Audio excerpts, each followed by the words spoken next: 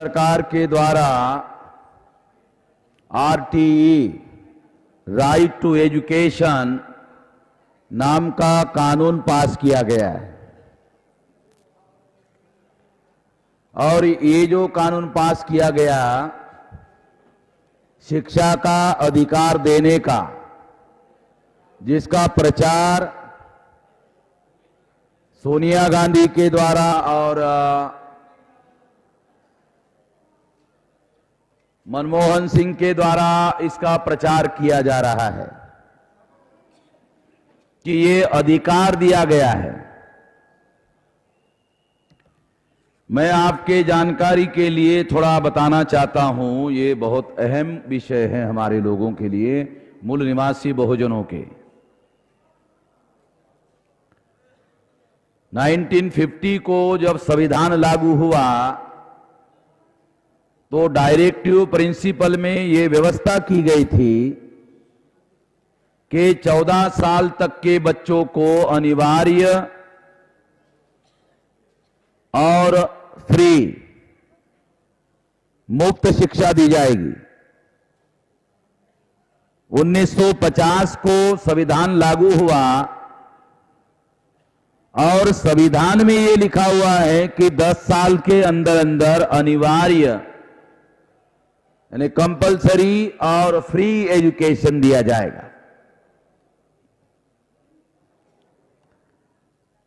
उस समय भारत सरकार चलाने वाले जो लोग हैं उन लोगों ने सुप्रीम कोर्ट में जब कोई व्यक्ति अनिवार्य शिक्षा देने के बारे में केस लेकर गया तो भारत सरकार ने एफिडेविट दाखिल किया और एफिडेविट में ये घोषित किया कि भारत सरकार ऐसा करना चाहती है, परंतु भारत सरकार के पास इतने बड़े देश के लिए अनिवार्य और मुफ्त शिक्षा देने के लिए पैसा नहीं है। यह बात भारत सरकार ने शपथ पत्र दे करके सुप्रीम कोर्ट में घोषित किया। 1960 तक ये काम करना था, मगर 1960 तक ये काम नहीं किया गया बजट का बहाना बनाकर। 70 में ये काम नहीं किया गया, 80 में ये काम नहीं किया गया, 30 साल चले गए। 90 तक ये काम नहीं किया गया, 40 साल चले गए। 2000 में ये काम नहीं किया गया, 50 साल चले गए। और 2008 में आरटीई का जो एजुकेशन का, शिक्षा का अधिकार देने का बिल पास किया गया और इस तरह से कानूनन अब लोगों को शिक्षा का अधिकार होगा, ऐसा कानून बना दिया गया। जब ये कानून पास हो रहा था तो पार्लियामेंट में एक मेंबर पार्लियामेंट ने कपिल सिब्बल को, जिन्होंने human resources and development minister के हैसियत से ये प्रस्ताव, ये बिल पास करवाया था, उसको धन्यवाद देते हुए कहा कि आपको धन्यवाद है, आपने बहुत महान काम किया। चलते चलते एक बात और बता दीजिए कि ये बिल, ये जो शिक्षा का अधिकार आप दे रहे हो, उसको लागू करने के लिए बजट पैसा लगेगा। केवल कानून पास होने मात्र से लोगों को अधिकार नहीं मिलेगा। जब कानून पास होगा तो ये मौलिक अधिकार में शामिल होगा और स्टेट का ये बाइंडिंग कर्तव्य होगा। ये अब डायरेक्टिव प्रिंसिपल नहीं रहेगा, ये फंडामेंटल राइट हो जाएगा। और यदि ये फंडामेंटल राइट हो जाता है तो स्टेट की ये जिम्मेदारी होती है कि वो उस एजुकेशन को देने के लिए पैसा, बजट दे। तो क्या इसके लिए बजट के बारे में सरकार ने कोई बजट एलोकेट किया? तो कपिल सिब्बल ने जवाब दिया ऑन रिकॉर्ड कि अभी सरकार ने इसके बारे में कुछ विचार नहीं किया है। इस पर भविष्य में विचार किया जाएगा।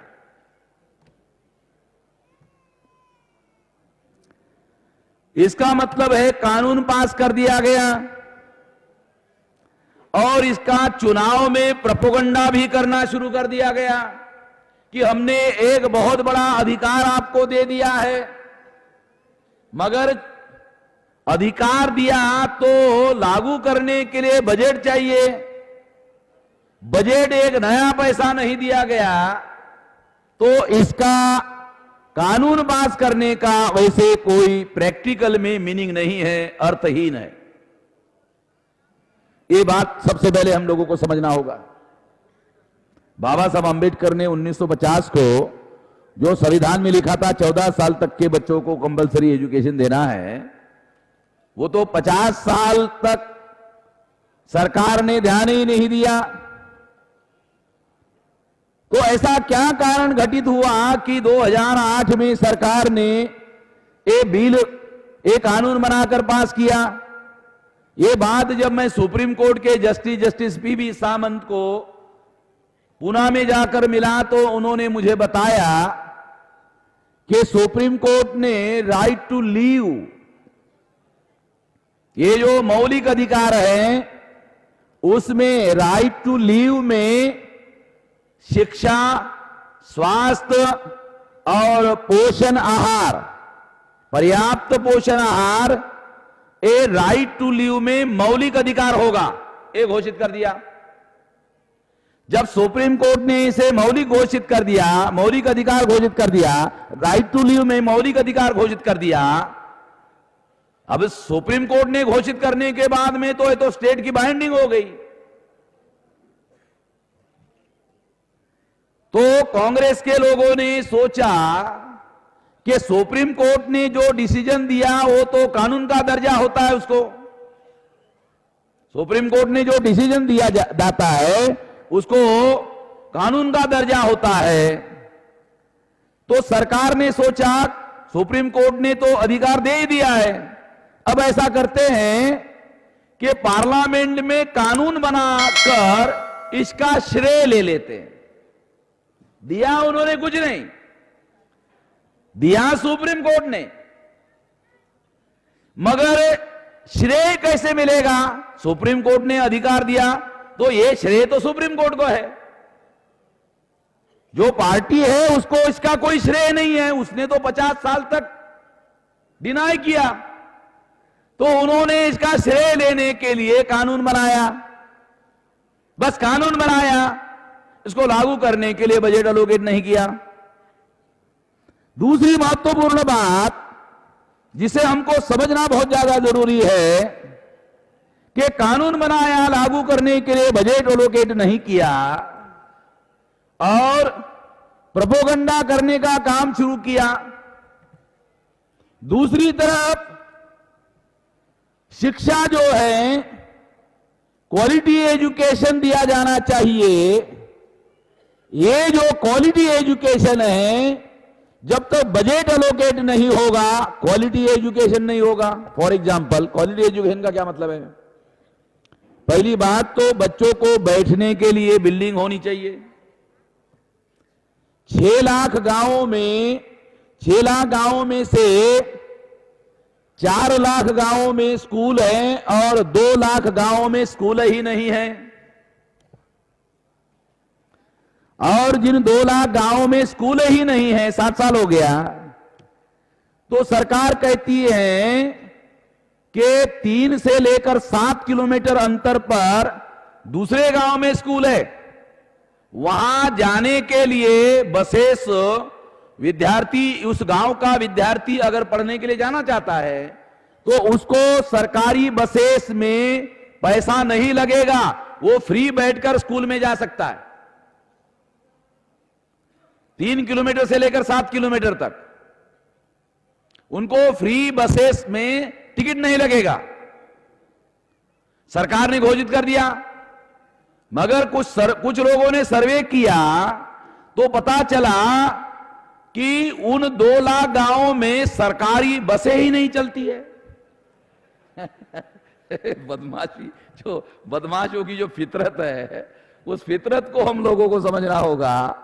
मगर जो आम आदमी है उसको क्या लगता है, अरे कितनी सरकार उदार है, वो सरकार कितना लोगों का ख्याल रख रही है। मगर वो गांव से दूसरे गांव में, क्योंकि वो अंडर डेवलप्ड विलेज है, तो वहां सड़कें नहीं है, रास्ते नहीं, तो सड़कों तो बहुत दूर की बात है। तो इस तरह से स्कूल ही नहीं है। पहले तो बिल्डिंग होनी चाहिए, मगर बिल्डिंग तो दूसरी बात है, स्कूल ही नहीं है। तो जब स्कूल ही नहीं है तो बिल्डिंग का सवाल ही नहीं है। और जहां स्कूल है वहां बिल्डिंग नहीं है। कई जगह 35,000 स्कूल तो ऐसे हैं, सर्वे रिपोर्ट में आया, झाड़ के नीचे क्लास भर्ती है। और देहातों में रियल में ऐसी बातें हमने देखी है। तो इस तरह से बिल्डिंग नहीं है। यदि बिल्डिंग है तो बरसात में छत टपक रहा है, और जब बरसात आती है तो टीचर पढ़ा नहीं सकता, स्टूडेंट खड़े हो जाते हैं साइड में, जहां पानी नहीं आ रहा वहां खड़े हो जाते हैं। दूसरी बात, क्वालिटी एजुकेशन के संबंध में, वेस्टर्न कंट्री में एक क्लास में 30 लड़कों से ज्यादा विद्यार्थी नहीं होने चाहिए।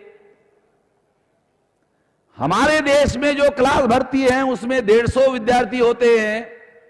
कोई टीचर स्टूडेंट के तरफ व्यक्तिगत रूप से ध्यान नहीं दे सकता। जब टीचर व्यक्तिगत रूप से टीचर स्टूडेंट के तरफ ध्यान नहीं दे सकता, तो वो उस विद्यार्थी का कैरेक्टर, उस विद्यार्थी का चरित्र, उस विद्यार्थी के अंदर जो डेवलप करना चाहता है वो नहीं कर सकता। तो इस तरह से क्वालिटी एजुकेशन नहीं है। अब बिल्डिंग नहीं है, क्यों नहीं है, तो बजट नहीं है। क्लास में बेंच नहीं है, तो क्यों नहीं है, तो बजट नहीं है। टीचर क्यों नहीं है, क्योंकि टीचर की संख्या ज्यादा क्यों नहीं है, क्योंकि उसके लिए सैलरी देने के लिए बजट नहीं है। ब्लैक बोर्ड है तो लिखने के लिए चौक नहीं है। ये जो बहुत सारी बातें हैं, यानी ये दुखदाई बातें जो मैं आप लोगों को बता रहा हूं, इसका कोई अंत नहीं है, बहुत ज्यादा है। इससे प्रमाणित होता है कि वो लोग हमारे लोगों को क्वालिटी एजुकेशन देना नहीं चाहते हैं। एक बात ये, अब जो सरकार, जो ब्राह्मणवादियों की सरकार है, वो ब्राह्मणवादियों की सरकार हमारे लोगों को एजुकेशन देना नहीं चाहती है। ऐसे स्कूलों से वामन मेश्राम एजुकेशन लेके बाहर आ गया। आप लोगों को जो बताना चाहता हूं, बहुत अहम बात है, जो समझाने के लिए मेरा उदाहरण दे रहा हूं डायरेक्ट। मैं ऐसे स्कूलों से निकल कर आ गया, और जब मैं आ गया तो हजारों और लाखों आ गया, डॉक्टर हो गए ऐसे स्कूलों से, इंजीनियर हो गए, ग्रेजुएट हो गए, पोस्ट ग्रेजुएट हो गए, लॉ हो गए, LLM हो गए, बैरिस्टर हो गए, ऐसे स्कूलों से निकल कर आ गए। तो उन्होंने देखा, अरे इन लोगों के लिए हमने किसी प्रकार की कोई व्यवस्था ना करने के बावजूद भी ये लोग, इन लोगों ने अपने अंदर मेरिट डेवलप किया, तो कुछ करना होगा। तो उन्होंने प्लान बनाया कि अब एग्जामिनेशन ही नहीं होगा। अब देखिए, एग्जामिनेशन ही नहीं होगा। अब क्यों नहीं होगा? तो एग्जामिनेशन से बच्चे फेल हो जाते हैं, और फेल होने के बाद में बच्चे ड्रॉप आउट हो जाते हैं। अरे जब तुम क्वालिटी एजुकेशन नहीं दोगे, फैसिलिटी नहीं दोगे, टीचर का अरेंजमेंट नहीं करोगे, सैलरी की व्यवस्था नहीं करोगे, तो बच्चों का एजुकेशन नहीं होगा, तो वो फेल होगा। जो फेल होगा वो दोबारा स्कूल में जाने की इच्छा उसकी मर जाएगी, खत्म हो जाएगी, डिमोरलाइज हो जाएगा। मां बाप भी डिमोरलाइज हो जाएंगे, वो जो बच्चा स्कूल जाना चाहता है वो भी डिमोरलाइज हो जाएगा, वो स्कूल नहीं जाएगा। तो ये तो सरकार इसके लिए जिम्मेदार है। तो बजट उसको लिए अलोकेट नहीं किया जा रहा है। इस देश का जो शासक वर्ग ब्राह्मण है, जो काल्पनिक बातें नहीं बोल रहा हूं। मनुस्मृति ने हमारे लोगों को शिक्षा के अधिकार से वंचित किया, ये कोई काल्पनिक बात तो मैं कह नहीं रहा हूं, ये तो डॉक्यूमेंट्री एविडेंस है कि उन्होंने हमारे लोगों को शिक्षा के अधिकार से वंचित किया, पढ़ने लिखने के अधिकार से वंचित किया। अभी संविधान ने और सुप्रीम कोर्ट ने हमको अधिकार दिया। अगर संविधान ने और सुप्रीम कोर्ट ने हमको अधिकार दिया तो ऐसे परिस्थिति में शासक वर्ग ब्राह्मण है, वो हमको अधिकार देने का काम कैसे कर सकता है? तो उन्होंने प्लान बनाया, प्लान ये बनाया कि अगर परीक्षा नहीं होगी तो क्या होगा। देखो, बहुत इंपॉर्टेंट बात मैं आपको बता रहा हूं। परीक्षा नहीं होगी तो क्या होगा? परीक्षा होती है ना, इस वजह से स्टूडेंट अभ्यास करता है, मां बाप उससे अभ्यास करवाता है। मैंने कई मां बाप को देखा कि बच्चे की एग्जामिनेशन होती है तो बाप छुट्टी लेता है महीने भर की। तो वो इसके लिए लेता है कि बच्चे को थोड़ा उसका हौसला बढ़ाया जाए, उसको डिफिकल्टी आती दूर किया जाए, उसका मनोबल बढ़ाया जाए, उसको अभ्यासक्रम में मदद किया जाए। ऐसा मैंने देखा और ये सही बात है। तो एग्जामिनेशन की वजह से बच्चे अभ्यास करते हैं, उनके मां बाप उनके पीछे पड़ते हैं, अभ्यास करवाते हैं। यदि एग्जामिनेशन बंद हो जाए तो मां बाप भी उसका पीछे पड़ना बंद होगा और जो बच्चा है वो अपने से पहल करके जो स्टडी करेगा वो भी नहीं करेगा। परिणामतः उसके अंदर मेरिट डेवलप नहीं होगा। मैं ऐसा कहता रहता हूं कि कोयले के खदान में हीरे का पत्थर मिलता है और तराशने के बाद में हीरा होता है। पहले तो पत्थर होता है, तराशने के बाद हीरा होता है। तो परीक्षा मेरिट तराशने का तरीका है, मेथड है, मेथोडोलॉजी है। यदि ब्राह्मणों ने परीक्षा लेने का जो सिस्टम था वो भी साल में एक बार अगर उन्होंने बंद कर दिया, वो परीक्षा लेने का सिस्टम था जिसने वामन मेश्राम को पैदा किया, कई डॉक्टर, इंजीनियर और वकीलों को पैदा किया, बैरिस्टर को पैदा किया और हमारे डॉक्टर, इंजीनियर्स, मेरिट के लोगों को पैदा किया। वो उसी गांव के स्कूलों ने पैदा किया। और यदि परीक्षा नहीं होगी तो मेरिट डेवलप होना बंद हो जाएगा। दूसरी तरफ जो ब्राह्मण क्षत्रिय वैश्य हैं, उन लोगों ने प्राइवेट स्कूलों का देश भर में जाल शुरू कर दिया और प्राइवेट स्कूलों में यूनिट टेस्ट होता है और यूनिट टेस्ट में वीकली टेस्ट होता है। इसका मतलब है, वीकली टेस्ट का मतलब है वीकली एग्जामिनेशन। अगर 10 महीने क्लास भरेगी प्राइवेट स्कूलों की, 2 महीना अगर छुट्टी मान लिया जाए तो 10 महीने का मतलब है 40 हफ्ते एग्जामिनेशन होगा। अगर 40 बार एग्जामिनेशन होगा तो स्टूडेंट लगातार अभ्यास में लगा रहेगा। अगर वो 10 महीने लगातार अभ्यास में लगा रहेगा तो उसके दिमाग का अभ्यास होगा। फॉर एग्जाम्पल, ये जो चाकू है, इसको आप ऐसा करते जाओ, ऐसा करते जाओ, ऐसा करते जाओ, ऐसा करते जाओ। जितना ज्यादा करते जाओ उतनी देर धार लगेगी, जितना ज्यादा देर तक करो उतनी धार लगेगी। और अगर मैन में रख लो साल भर, 2 साल, 3 साल, तो क्या होगा? जंग चढ़ जाएगा। तो अगर यूनिट टेस्ट बार बार होगी तो दिमाग की तालीम होगी, दिमाग का एक्सर्शन होगा, एक्सरसाइज होगा। अगर दिमाग का एक्सरसाइज होगा तो application of brain and application of brain, the difference between brain and application of brain, यदि एप्लीकेशन ऑफ ब्रेन ज्यादा देर तक कराया जाए तो दिमाग का मैक्सिमम डेवलपमेंट होता है। तो परीक्षा एप्लीकेशन ऑफ ब्रेन है, इससे मेरिट तराशा जा सकता है। भारत सरकार ने शिक्षा का अधिकार दिया, ऐसा प्रचार किया परीक्षा लेने से मना कर दिया, इसका मतलब है कि भारत सरकार ने शिक्षा का अधिकार दिया नहीं, सुप्रीम कोर्ट ने जो दिया था उसे छीन लिया, मगर प्रचार कर रही है शिक्षा का अधिकार दिया। अभी कुछ दिन के बाद में हम जल्दी ही इसके बारे में कार्रवाई करेंगे। ये आरटी का जो कानून है इसको देश भर में चौराहे पर जलाया जाएगा। क्या होगा?